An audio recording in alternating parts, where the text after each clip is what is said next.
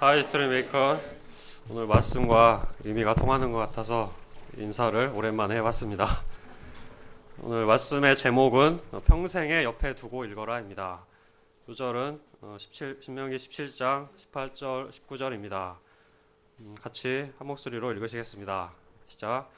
그가 왕위에 오르거든 이 율법서의 등사본을 레위 사람 제사장 앞에서 책에 기록하여 두고 읽어 그의 하나님 여호와 경외하기를 배우며 이 율법의 모든 말과 이 규례를 지켜 행할 것이라. 기도하겠습니다. 하나님 아버지 감사합니다. 오늘 예배를 통해서 또 말씀을 통해서 저희가 하나님을 만나고자 나왔습니다. 오늘 이 시간 말씀을 통해 저희에게 하나님의 음성을 들려주시고 하나님의 뜻을 깨달아 알 수 있도록 은혜 주시기를 간절히 기도합니다. 또 부족한 자가 오직 주님을 의지하여 앞에 섰습니다. 오직 주님의 말씀만이 온전히 드러나게 도와주시고 또 참 부족한 자의 허물을 감추어 주시고 예수님의 은혜가 충만한 예배가 될 수 있도록 도와주시길 기도합니다. 감사드리며 예수님 이름으로 기도하였습니다. 아멘.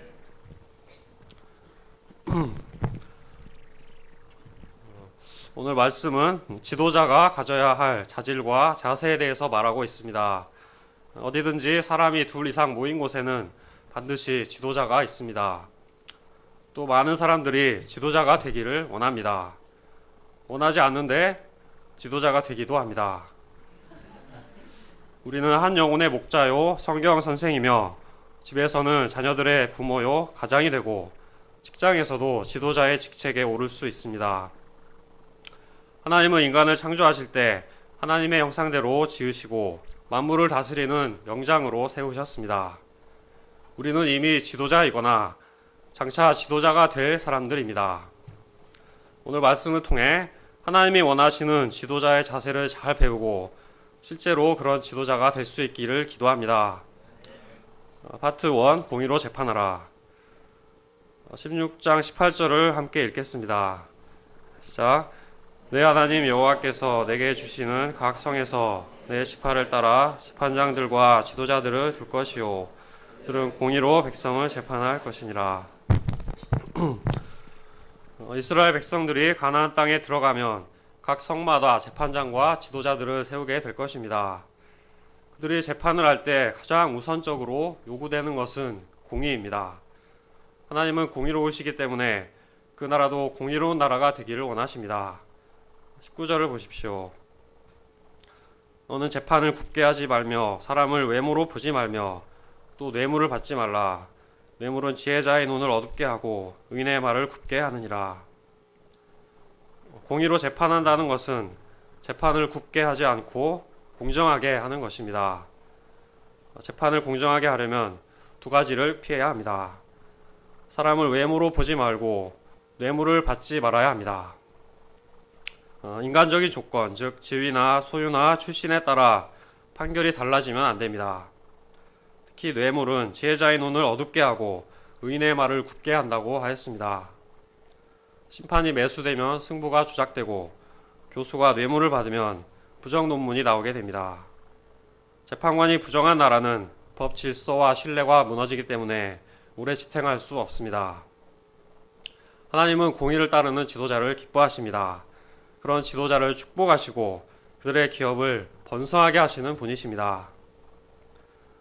신앙 문제에 있어서도 지도자들은 공의로 판단해야 합니다. 21절, 22절을 보십시오. 하나님과 언약을 맺은 하나님의 백성으로서 절대 하지 말아야 할 금기사항들이 나옵니다. 첫째는 하나님과 우상을 겸하여 섬기고 자기를 위하여 우상을 세우는 혼합주의 신앙입니다.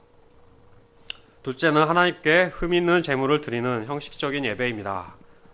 이는 하나님이 미워하시고 가증히 여기시는 심각한 죄입니다.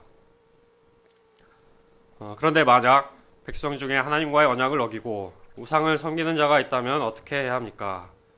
하나님께서 가장 진노하시는 죄이므로 당장의 극형으로 다스려 일벌백계하라고 하실 것 같습니다. 그런데 오히려 먼저 자세히 조사해보라고 하십니다. 그 일과 말이 명확히 확인되고 두 사람이나 세 사람의 증언이 확보되어야 합니다. 그리고 처형할 때는 증인들이 먼저 손을 낸 후에 뭇 백성들이 돌로 쳐 죽이라고 합니다. 그렇게 하여 그들 중에서 악을 제하도록 하였습니다. 죄는 단호하게 처벌하되 아주 신중하고 최대한 공의롭게 재판하도록 제도를 마련해 주셨습니다. 17장 8절에서 13절입니다. 백성들 사이에 살인이나 다툼이나 폭행 사건 등 민사소송이 생겼는데 판결이 어려운 경우가 있습니다. 그러면 하나님께서 택하실 곳, 즉 성막이나 성전에 가서 제사장과 재판장에게 물으라고 합니다. 그리고 그들이 가르치는 율법의 뜻대로 판결하는 대로 행하도록 하였습니다. 그러나 인간의 죄악된 본성은 공의보다 자기 이익을 앞세우게 합니다. 현실에서 법보다 주먹이 가까워 보일 때가 얼마나 많습니까? 재판의 판결에 굴복하고 재판관을 무시하는 자도 분명히 있을 것입니다. 모세는 그런 자를 무법하게 행하는 자라고 하며 사형에 처함으로 이스라엘 중에 악을 제하라고 합니다. 제사장이나 재판장의 말을 듣지 않는 것은 곧 그들을 세우신 하나님의 권위를 인정하지 않는다는 뜻입니다. 그런 자는 우상 숭배자와 똑같이 처벌하였습니다. 불순종은 전염성이 강하여 초기에 차단하지 않으면 순식간에 퍼져나가기 때문입니다. 그리하여 모든 백성들이 경외심을 갖고 다시는 무법하게 행하지 못할 것입니다. 이처럼 지도자가 하나님의 법으로 다스리고 백성들은 겸손히 순종할 때 공의가 제대로 설 수 있습니다. 그런 나라는 정의와 공의가 강같이 흐르는 나라가 됩니다. 그래야만 하나님이 원하시는 제사장 나라, 거룩한 백성의 사명을 감당할 수 있습니다. 이스라엘 왕국의 초대 왕 사울과 다윗은 공의에 대한 나쁜 예와 좋은 예를 잘 보여줍니다. 사울은 하나님의 공의보다 자기 생각을 앞세웠습니다. 하나님이 아말렉 족속의 모든 소유와 백성들을 진멸하여 심판하도록 명령하셨으나 순종하지 않았습니다. 양과 소의 가장 좋은 것을 남기고 가치 없고 하찮은 것만 진멸하였습니다. 자기 왕권에 집착하여 하나님이 기름 부으신 다윗을 죽이고자 악착같이 쫓아다녔습니다. 그렇게 사리사욕만 추구한 결과 나중에는 왕권도 잃고 아들들도 잃고 심지어 자기 목숨까지 모조리 잃게 되었습니다. 반면에 다윗은 15세의 나이에 왕으로 기름 부음을 받고도 실제 이스라엘의 왕이 되기까지 20년을 기다려야 했습니다. 사울에게 쫓겨다니며 온갖 고생을 다 했습니다. 마침 사울을 암살할 수 있는 기회가 왔는데도 하나님이 세우신 왕으로 영접하고 해하지 않았습니다. 인간적인 야심보다 하나님의 공의를 앞세운 것입니다. 후에 외적들을 물리치고 큰 나라를 이룬 뒤에도 다윗은 변함없이 정의와 공의로 백성들을 다스렸습니다. 하나님은 그와 같이 정의와 공의로 행하는 지도자를 기뻐하시고 축복해 주십니다. 이후에 하나님은 다윗의 후손 가운데 이 땅을 정의와 공의로 다스릴 진정한 왕을 보내줄 것을 약속하셨습니다. 예레미야서 33장 15절입니다. 그날 그때 내가 다윗에게서 한 공의로운 가지가 나게 하리니 그가 이 땅에 정의와 공의를 실행할 것이라. 그는 바로 하늘 보좌를 버리시고 이 땅에 내려오신 하나님의 아들 예수 그리스도이십니다. 예수님은 하늘나라 황태자로서의 영광과 권세를 가지셨지만 단 한 가지도 자기 마음대로 하지 않으셨습니다. 모든 일에 하나님의 뜻을 철저히 따르셨습니다. 하나님의 공의를 이루기 위해 세례 요한 앞에 무릎을 꿇고 세례를 받으셨습니다.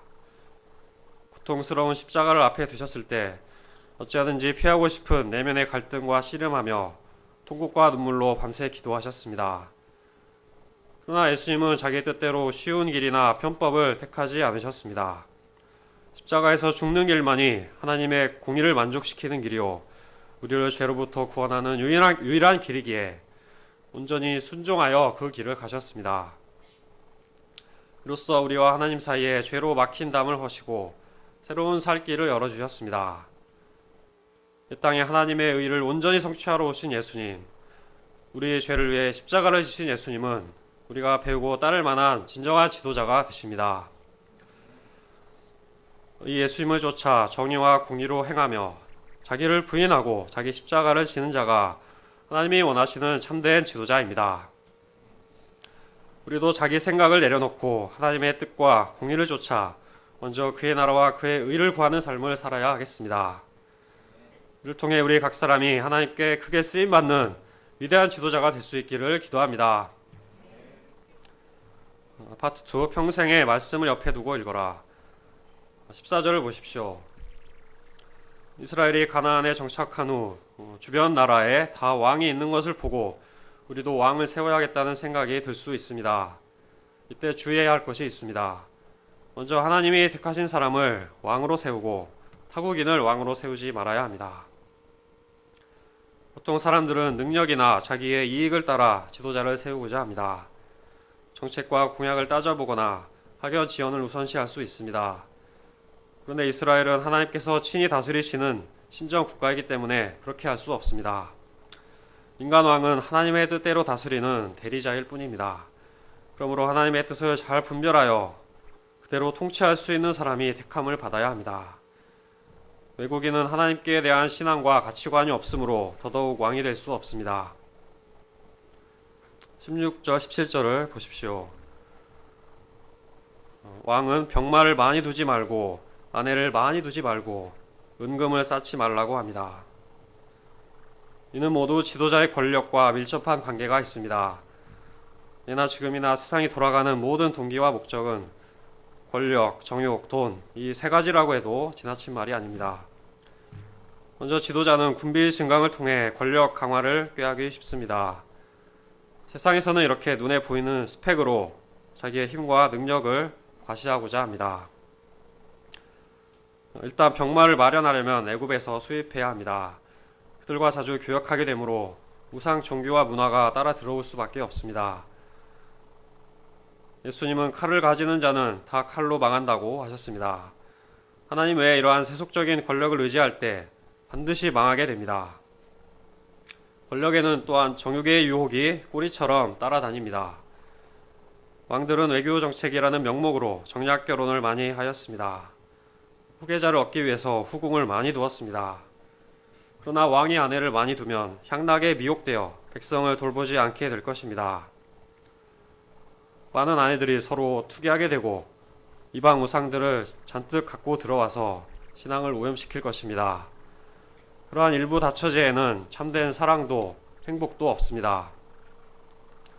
마지막으로 왕은 자기를 위하여 개인적으로 은금을 쌓아두지 말라고 합니다. 물질은 사실상 또 다른 권력이라고 할 수 있습니다. 오늘날 자본주의 세상에서 경제력은 국력과 개인의 능력을 판단하는 기준입니다. 그런데 물질의 욕심을 내다보면 하나님보다 물질을 더 의지하고 매달리게 됩니다. 예수님은 우리가 하나님과 재물을 겸하여 섬길 수 없다고 말씀하셨습니다. 권력과 정욕과 물질은 공통적으로 우상이 될 수 있는 위험성이 있습니다. 아무리 가져도 결코 만족이 없고 자꾸만 욕심이 생깁니다. 이로 말미암아 다른 모든 관계성을 파괴해버립니다. 권력을 휘두르고 정욕을 즐기며 물질을 쫓다가 하나님과의 관계성도 사람들과의 관계성도 모두 파괴됩니다. 솔로몬은 이 모든 것을 넘치도록 가졌던 왕이었습니다. 군대와 아내와 은금이 이루 셀 수 없이 많았습니다. 병거가 1400대, 마병이 12,000명이나 되었습니다. 아내의 숫자는 700명이요, 첩이 300명으로 무려 1000명이나 되었습니다. 게다가 금은 얼마나 많은지 금으로 만든 큰 방패가 200개, 작은 방패가 300개나 되었습니다. 왕궁의 그릇들도 다 금이었습니다. 은이 길가의 돌과 같이 흔해서 귀하게 여기지도 않았습니다. 이처럼 솔로몬은 이스라엘 역사상 가장 큰 권력과 부와 쾌락을 소유한 왕이었습니다. 그래서 그의 행복과 부귀영화가 무궁하고 그 나라가 영원하였습니까? 그가 지은 전도서에는 헛되고 헛되다는 무의미와 허무함의 탄식이 반복되고 있습니다. 치세 말년에는 계속해서 대적들이 공격하여 사방이 혼란스러웠고 곧바로 아들 르호보암 때에 나라가 남북으로 두 쪽이 나고 말았습니다. 많은 아내들이 그의 마음을 돌려 우상을 섬기게 하였고 결국 온 백성들의 신앙이 타락하게 되었습니다. 그의 시대는 이스라엘의 황금기였지만 그 직후부터 가파른 쇠퇴와 몰락으로 이어졌습니다. 하나님의 모든 규례를 어기고 병마와 아내와 은금을 많이 두었을 때 나라가 기울어지기 시작한 것입니다. 이처럼 많은 군대, 풍요로운 물질 등의 외적인 조건은 진정한 능력이 될 수 없습니다. 하나님 나라의 지도자는 세상 왕들과는 달라야 합니다. 참된 능력의 근원 대신 하나님을 의지함으로 그 능력을 공급받아야 합니다. 이를 위해 하나님께서 요구하시는 것이 무엇입니까? 18절을 같이 읽어보시겠습니다. 시작. 그가 왕위에 오르거든 이 율법서의 등사본을 레위 사람 제사장 앞에서 책에 기록하여. 왕이 되면 가장 먼저 율법서의 등사본, 성경을 기록하라고 하였습니다. 제사장의 감독하에 왕이 마치 초등학생처럼 직접 말씀을 베껴 쓰라고 합니다. 할 일도 많고 만날 사람도 많을 텐데 지극히 사소해 보이는 성경 쓰기에 많은 시간과 노력을 투자하는 것은 부담스럽고 뽀대가 나지 않습니다. 그렇지만 이는 다른 무엇보다 하나님 말씀을 가장 우선순위에 두라는 의미가 있습니다. 손으로 글을 쓰면 그냥 읽는 것보다 주의력과 집중력이 높아집니다. 하나님의 말씀을 글로 쓸 때 그 의미가 새롭게 다가오고 말씀이 마음 깊이 새겨지게 됩니다. 말씀이 심령에 뿌리 내리면 내 안에 온갖 더러운 죄들, 악한 생각, 걱정, 근심, 염려, 탐심이 사라지고 하늘의 평안과 거룩한 영으로 충만해집니다. 영이 맑아지고 골수가 윤택하여 영육간에 강건해집니다. 하나님의 지혜와 명철을 얻고 어떤 역경도 이겨나갈 수 있는 힘을 얻습니다. 세상의 금은 보화, 권력, 쾌락에서 얻을 수 없는 신령한 기쁨과 엄청난 능력이 바로 성경 속에 있습니다. 성경 말씀은 하늘에 있는 무한한 축복의 창고를 여는 열쇠입니다. 우리가 다른 것보다 말씀을 열심히 써야 하겠습니다. 우리 모임은 날마다 일용할 양식으로 말씀을 써서 먹고 매주 주일 말씀에 기초하여 한편의 소감을 쓰도록 적극 권장하고 있습니다. 우리가 양식과 소감을 꾸준히 성실하게 감당하는 가운데 하늘의 큰 능력과 축복을 받을 수 있기를 간절히 기도합니다. 19절을 읽어보겠습니다. 시작. 평생에 자기 옆에 두고 읽어 그의 하나님 여호와 경외하기를 배우며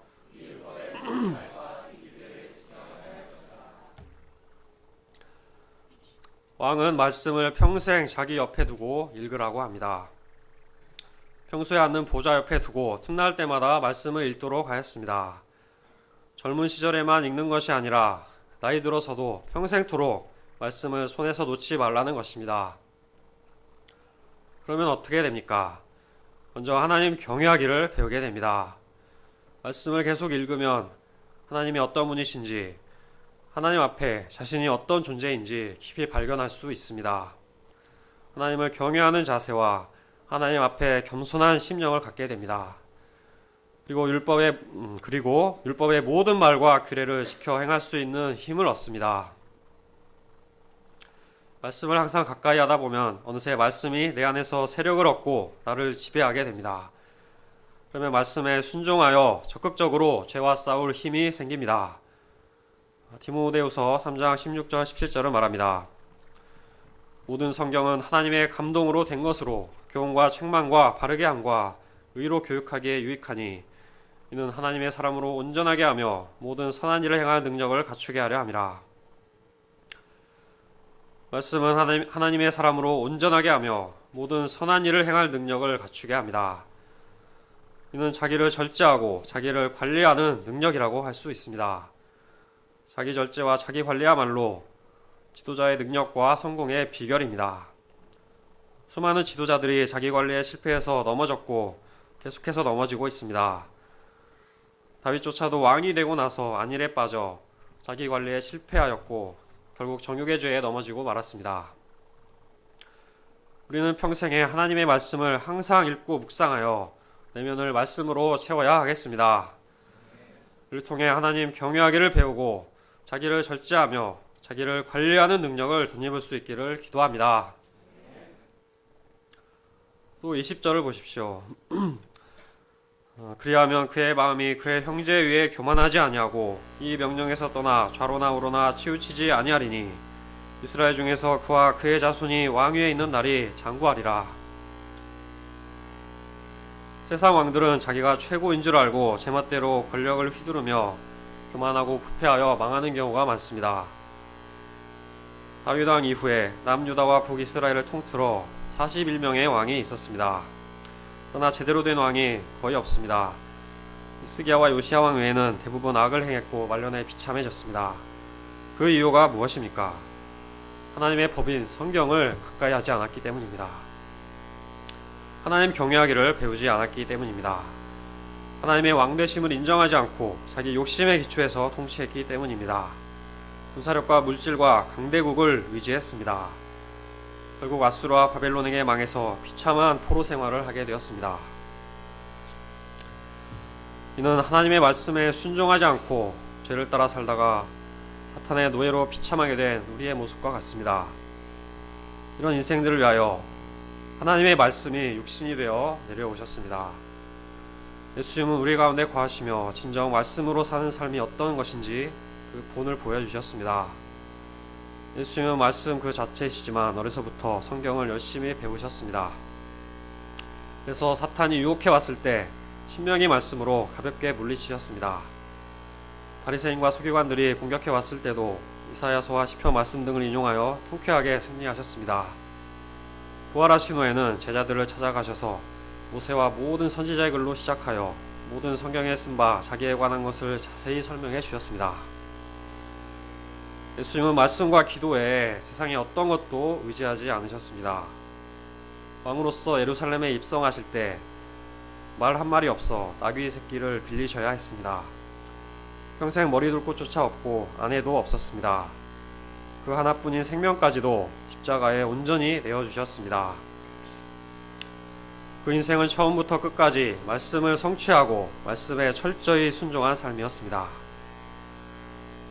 그때 예수님이 완전히 망했습니까? 그렇지 않습니다. 하나님은 이 예수님을 지극히 높여 만왕의 왕, 만주의 주가 되게 하셨습니다. 그 영광과 권세는 솔로몬과 감히 비교할 수도 없습니다. 지금까지도 수많은 사람들이 따르고 사모하며 본받기 원하는 진정한 리더가 되십니다. 솔로몬의 나라는 오래전에 망하여 흔적도 없지만 예수님이 십자가와 부활로 건설하신 하나님 나라는 영원히 망하지 않습니다. 그와 같이 든든한 말씀의 반석 위에 서 있는 개인이나 나라도 결코 망하지 않습니다. 우리 모임은 대학생 성경 읽기 선교회입니다. 고 이사무엘 선교사님이 하나님의 말씀 위에 이 UBF의 기초를 세웠습니다. 당시 정치적인 혼란과 경제적 빈곤만이 가득한 우리나라에 참다운 영적 지도자를 양성하고자 하는 비전이 있었습니다. 이를 위해 힘써 말씀을 연구하고 말씀대로 실천하고자 하는 말씀 중심의 삶을 살았습니다. 캠퍼스 역사를 섬기던 중 학생들의 개인 신앙에 길잡이가 필요하다는 생각에 일용할 양식 책자를 직접 집필하게 되었습니다. 1968년 3월부터 장장 9년에 걸친 대작업이었습니다. 집에 화재가 나서 손과 발과 얼굴에 3도 화상을 입었을 때도 한 달 치료 후에 곧바로 펜을 들 만큼 쉬지 않고 온 마음으로 섬겼습니다. 마침내 성경 66권 전권의 원고를 완성한 후에 성경의 기본적인 흐름과 본질을 이해할 수 있게 되었다고 하신 소감이 전해집니다. 책자가 출판되어 나오자 선교사님은 책을 가슴에 안고 눈물을 흘리며 찬송가를 불렀다고 합니다. 이후에도 오랜 기간 역사의 핍박과 위기가 있었지만 하나님의 말씀에만 집중하여 영적 싸움을 한 끝에 결국 모든 시련을 극복하고 승리하게 되었습니다. 선교사님은 친손자에게 본인이 오랫동안 보던 낡은 성경을 수선하여 크리스마스 선물로 주기도 하였습니다. 이는 하나님의 말씀과 영적인 유산을 얼마나 귀하게 생각하는지 보여주는 수많은 일화 중에 하나입니다. 이사무엘 선교사님은 우리 가운데 평생 말씀을 가까이 하고 말씀대로 살고자 노력했던 살아있는 예입니다. 그 믿음과 헌신을 통해 우리 모임이 말씀의 기초에 깊이 뿌리내리고 오늘날과 같이 거대한 나무로 성장했습니다. 지금 여기에 있는 우리도 그 열매라고 할 수 있습니다. 그 삶이 우리에게 강조하며 유산으로 남겨준 것은 성경으로 돌아가라, 오직 말씀을 사랑하라는 것입니다. 하나님은 이러한 말씀의 사람들을 기뻐하시고 귀하게 사용하시고 크게 축복해 주십니다.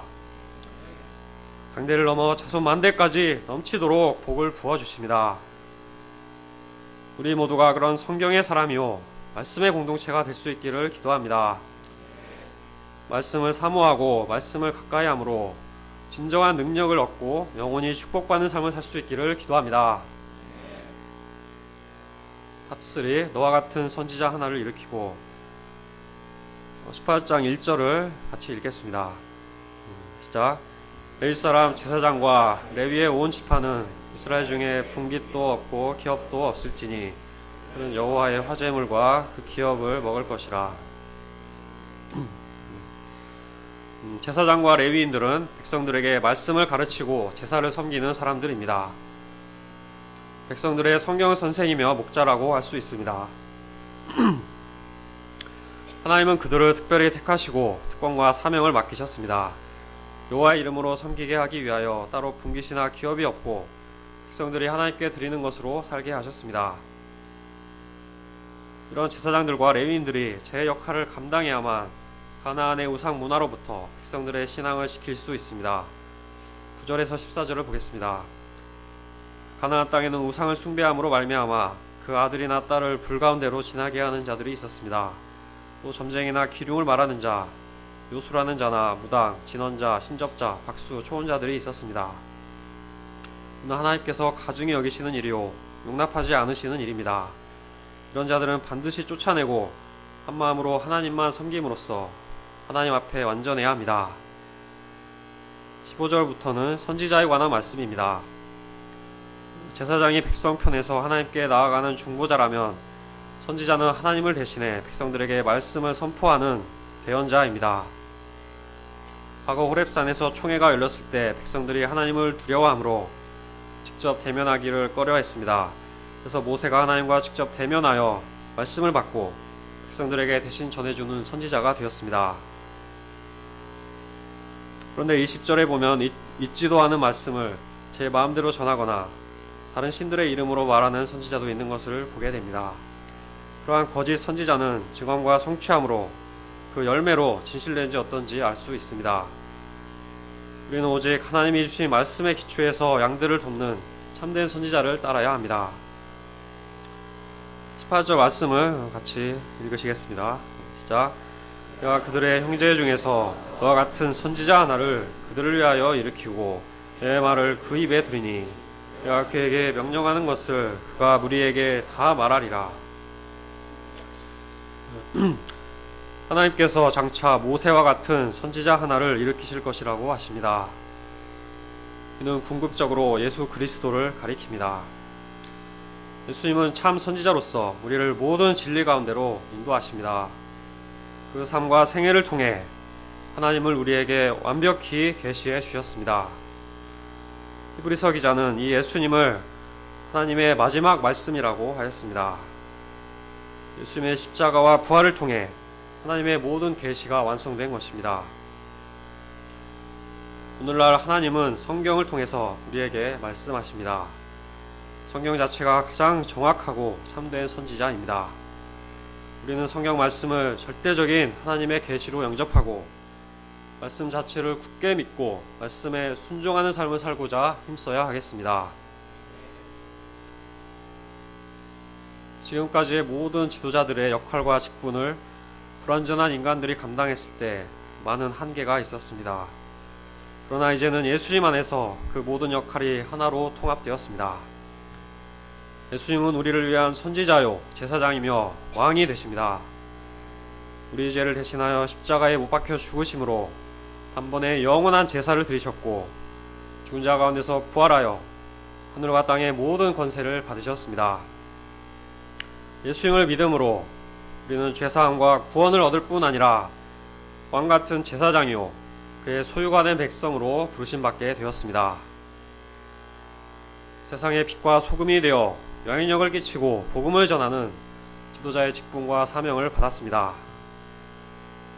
이를 잘 감당하기 위해 우리는 다른 무엇보다 예수님을 배워야 합니다. 예수님의 순종의 리더십, 겸손과 섬김의 리더십을 배움으로써 진정 능력 있는 지도자, 위대한 지도자로 쓰임받을 수 있기를 간절히 기도합니다. 세상에 지도자는 많지만 하나님이 원하시는 지도자, 올바른 지도자는 많지 않은 것 같습니다. 진정한 지도자는 많이 가지고, 많이 이루고, 많이 쌓아두는 사람이 아닙니다. 하나님의 말씀을 평생 옆에 두고 말씀대로 살고자 애쓰는 사람입니다. 순종과 섬김의 종 예수님을 따르는 사람입니다. 그런 지도자가 한 사람만 있어도 세상은 변화되기 시작할 것입니다. 또 그런 사람들이 하나둘 모일 때 하나님의 나라가 확장되고 이 땅에 이루어질 수 있습니다. 하나님이 우리 각자를 말씀을 사랑하는 성경의 사람이요 예수님의 제자로서 이 시대 영적인 지도자로 키워주시길 기도합니다. 우리 모임이 영적 리더의 모임이 되고 그로 말미암아 생명을 낳고 키우며 선한 영향력을 끼치는 하나님의 교회가 되게 하시기를 간절히 기도합니다. 5절 말씀 신명기 17장 18절 19절을 같이 읽고 기도하고 마치겠습니다. 시작. 그가 왕위에 오르거든 이 율법서의 등사본을 레위 사람 제사장 앞에서 책에 기록하여 평생에 자기 옆에 두고 읽어 그의 하나님 여호와 경외하기를 배우며 율법의 모든 말과 이 규례를 지켜 행할 것이라. 기도하겠습니다. 하나님 아버지 감사합니다. 오늘 말씀을 통해서 저희 한 사람 한 사람을 예수님의 제자요 이 시대 영적 지도자로 부르셨음을 깨닫고 감사를 드립니다. 저희가 세상의 헛된 우상들을 의지하지 않고 오직 하나님만을 의지하게 도와주십시오. 하나님을 사랑하고 말씀을 사랑함으로 평생 말씀을 읽고 쓰고 묵상하며 말씀대로 행하는 삶을 살기를 기도합니다. 그리하여 하늘의 신령한 능력과 하나님의 지혜를 충만히 덧입고 생명의 열매를 풍성히 맺게 하여 주십시오. 저희 각자와 우리 모임이 하나님의 역사에 귀하게 쓰임받고 세상에 영향력을 끼치는 하나님의 도구가 되게 하시기를 간절히 기도합니다. 감사드리며 예수님 이름으로 기도했습니다.